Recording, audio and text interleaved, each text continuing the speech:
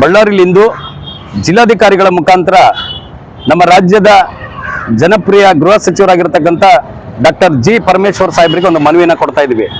ವಿಷಯ ಏನಪ್ಪಾ ಅಂತ ಹೇಳಿದ್ರೆ, ಈ ನಾಡಿನ ಅಸ್ಮಿತೆ, ಈ ನಾಡಿನ ಸಾಂಸ್ಕೃತಿಕ ರಾಯಭಾರಿ ಆಗಿರ್ತಕ್ಕಂಥ ವರನಟ ಡಾಕ್ಟರ್ ರಾಜ್ಕುಮಾರ್ ಅವರ ಬಗ್ಗೆ, ಅವರ ಪುಣ್ಯಭೂಮಿ ಬಗ್ಗೆ ಮಾತಾಡಿರ್ತಕ್ಕಂಥ ಒಬ್ಬ ನೀಚ, ಅವನೊಬ್ಬ ಕಳ್ಳ, ಅವನೊಬ್ಬ ಸಂಸ್ಕೃತಿನೇ ಇಲ್ದಿರ್ತಕ್ಕಂಥ ಒಬ್ಬ ವ್ಯಕ್ತಿ.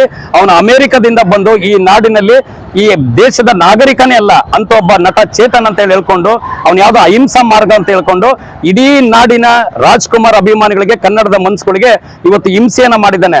ಇವನು ವಿಚಾರ ಏನಪ್ಪಾ ಅಂತ ಹೇಳಿದ್ರೆ, ಪಕ್ಕದಲ್ಲಿರ್ತಕ್ಕಂಥ ನಮ್ಮ ವಿರೋಧಿ ರಾಷ್ಟ್ರವನ್ನ ಪಾಕಿಸ್ತಾನಿಗೆ ಜೈ ಅಂದ್ರೆ ತಪ್ಪೇನು ಅಂತ ಅನ್ನತಕ್ಕಂಥ ಪ್ರಶ್ನೆ ಮಾಡ್ತಾನೆ. ಇಂಥ ಒಬ್ಬ ನೀಚನ ಭಾರತ ದೇಶ, ಕರ್ನಾಟಕ ಗಡಿಯಿಂದ ಇವನ ಗಡಿಪಾರು ಮಾಡಿ ಅಂತೇಳಿ ಕೇಂದ್ರ ಸರ್ಕಾರಕ್ಕೆ, ರಾಜ್ಯ ಸರ್ಕಾರಕ್ಕೆ ಒತ್ತಾಯ ಮಾಡ್ತಾ ಇದೀವಿ. ರಾಜ್ಕುಮಾರ್ ಅಂತ ಹೇಳಿದ್ರೆ ಕರ್ನಾಟಕದ ಸಾಂಸ್ಕೃತಿಕ ರಾಯಭಾರಿ. ಇವತ್ತು ಕರ್ನಾಟಕದಲ್ಲಿರ್ತಕ್ಕಂಥ ಎಲ್ಲ ಏನು ಒಂದು ಕ್ರೀಡಾಂಗಣಗಳು ಅಭಿವೃದ್ಧಿ ಆಗಿದ್ರೆ ಅದು ವರನಟ ಡಾಕ್ಟರ್ ರಾಜ್ಕುಮಾರ್ ಅವರ ಒಂದು ಸಹಾಯ. ಅದು ಬಿಟ್ಟು ರಂಗಮಂದಿರಗಳು ಏನಾದ್ರೂ ಅಭಿವೃದ್ಧಿ ಆಗಿದ್ರೆ ಡಾಕ್ಟರ್ ರಾಜ್ಕುಮಾರ್ ಅವರ ರಸಮಂಜರಿ ಕಾರ್ಯಕ್ರಮದಿಂದ ಕೊಟ್ಟಂತ ಕೊಡುಗೆ. ಅದರಲ್ಲೂ ನಮ್ಮ ಕರ್ನಾಟಕ ರಾಜ್ಯ ಪೊಲೀಸ್ ನಿಧಿಗೆ ಏನಾದ್ರು ಅಣ್ಣವರು ರಸಮಂಜರಿ ಕಾರ್ಯಕ್ರಮ ಮಾಡೋದ್ರ ಮುಖಾಂತರ ಇವತ್ತು ಏನಾದ್ರು ಪೊಲೀಸ್ ನಿಧಿಗೆ ಸಾಕಷ್ಟು ಹಣವನ್ನ ಅಣ್ಣವರು ಸಹಾಯಧನವಾಗಿ ಏನಾದ್ರು ನೀಡಿದ್ರೆ ಅದು ವರನಟ ಡಾಕ್ಟರ್ ರಾಜ್ಕುಮಾರ್ ಅವರು. ಅಷ್ಟೇ ಅಲ್ಲ, ಇವತ್ತು ರಾಜ್ಕುಮಾರ್ ಅವರು ಬೇರೆ ಕಲಾ ಸೇವೆ ಅಲ್ಲ, ಬೇರೆ ಚಿತ್ರರಂಗದ ಸೇವೆ ಅಲ್ಲ, ಈ ರಾಜ್ಯ ಭಾಷಾವಾರ ಪ್ರಾಂತಗಳು ಆದ ನಂತರ ಈ ರಾಜ್ಯದಲ್ಲಿ ಭಾಷೆ ನಶಿಸಿ ಹೋಗಿತ್ತು. ಅರೆ ಸರ್ಕಾರಿಯಲ್ಲಿ ಆಡಳಿತ ಭಾಷೆ ಆಂಗ್ಲ ಮಾಧ್ಯಮ, ಆಂಗ್ಲ ಭಾಷೆ ಇತ್ತು. ಆಗಿರುವಂತ ಸಂದರ್ಭದಲ್ಲಿ ವರನಟ ಡಾಕ್ಟರ್ ರಾಜ್ಕುಮಾರ್ ಅವರು ಗೋಕಾಕ್ ವರದಿ ಚಳವಳಿನ ಮಾಡಿ ಇಡೀ ರಾಜ್ಯದಿಂದ ಪ್ರವಾಸ ಮಾಡಿ ಗೋಕಾಕ್ ವರದಿಯನ್ನ ನಮ್ಗೆ ಜಾರಿ ತಂದು ಕೊಡ್ತಾರೆ. ಅವತ್ತು ರಾಜ್ಯ ಸರ್ಕಾರದಲ್ಲಿ ಪ್ರತಿಯೊಂದು ಅಪ್ಲಿಕೇಶನ್ ಫಾರಂಗಳು ಏನಿರ್ಬೋದು ಅವೆಲ್ಲ ಕನ್ನಡಮಯ ಆಗ್ತವೆ.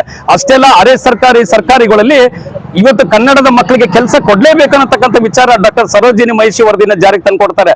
ಈ ರೀತಿ ರಾಜ್ಕುಮಾರ್ ಅವರ ಸೇವೆ ಅಪಾರ ಆಗಿರ್ತಕ್ಕಂಥ ಸಂದರ್ಭದಲ್ಲಿ ಇವತ್ತು ಗಡಿನಾಡ ಜಿಲ್ಲೆ ಬಳ್ಳಾರಿಯಲ್ಲಿ ರಾಜ್ಕುಮಾರ್ ಪಾರ್ಕ್ ಇದೆ, ರಾಜ್ಕುಮಾರ್ ಉದ್ಯಾನವನ ಇದೆ, ರಾಜ್ಕುಮಾರ್ ಪುತ್ಥಳಿ ಇದೆ, ಅವರ ಮಗ ಅಪ್ಪು ಸರ್ ಅವರ ಪುತ್ಥಳಿ ಇದೆ. ಗಡಿನಾಡ ಪ್ರದೇಶದಲ್ಲಿ ಎಲ್ಲ ಕನ್ನಡ ಅಭಿಮಾನಿಗಳ ಸಹಕಾರದಿಂದ ಇವತ್ತು ರಾಜ್ಕುಮಾರ್ ರಸ್ತೆ, ರಾಜ್ಕುಮಾರ್ ಪುತ್ಥಳಿನ ಮಾಡಿದೀವಿ.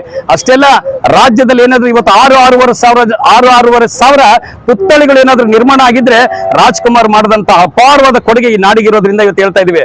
ನಟ ಚೇತನ್, ನಿನ್ಗೆ ಹೇಳಕ್ ಇಷ್ಟಪಡ್ತೀವಿ, ಇದು ಇಲ್ಲಿಗೆ ನಿಲ್ಲಲ್ಲ. ನೀನು ಬಹಿರಂಗವಾಗಿ ಅಣ್ಣವರ ಜನ್ಮಭೂಮಿ ಹತ್ರ, ಪುಣ್ಯಭೂಮಿ ಹತ್ರ ಹೋಗ್ಬಿಟ್ಟು ನೀನಲ್ಲಿ ಅವರಿಗೆ ತಪ್ಪಾಯ್ತಂತ ಕ್ಷಮೆ ಕೊಡಿದ್ರೆ ಈ ರಾಜ್ಯದ ಜನತೆ ಸುಮ್ಮನೆ ಇದೀವಿ.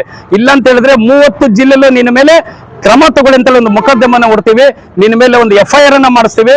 ನೀನು ಈ ರಾಜ್ಯದಿಂದ ಗಡಿಪಾರಾಗೋವರೆಗೂ ನಿನ್ನ ಮನೆಗೆ ಮುತ್ತಿಗೆ ಹಾಕುವಂತ ಕೆಲಸ ಕರ್ನಾಟಕ ರಕ್ಷಣಾ ವೇದಿಕೆ ಕಾವಲು ಪಡೆ ಮತ್ತೆ ಡಾಕ್ಟರ್ ರಾಜ್ಕುಮಾರ್ ಅಭಿಮಾನಿಗಳ ಸಂಘ ನಾವು ಮಾಡೇ ಮಾಡ್ತೀವಿ ಅಂತೇಳಿ ಈ ಮುಖಾಂತರ ಮಾಧ್ಯಮದ ಮುಖಾಂತರ ತಿಳಿಸಕ್ಕೆ ಇಷ್ಟಪಡ್ತೀವಿ.